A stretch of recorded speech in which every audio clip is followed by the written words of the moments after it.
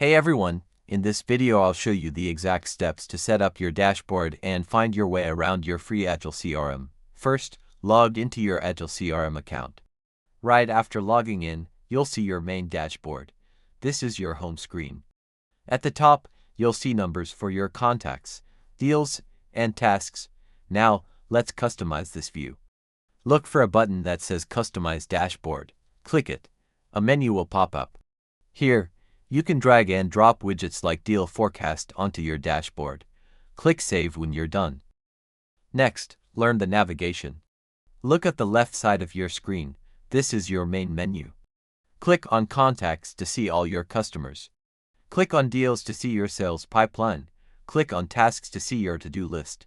To add a new item, look for a blue button that says New Contact. Click that button, fill out the form, and click Save. Finally, to check your settings, click your profile picture in the top right corner. Click Settings to manage your account, and that's it. You've customized your dashboard and learned how to navigate Agie CRM. If this made your CRM easier to use, please like and subscribe for more. See you in the next video.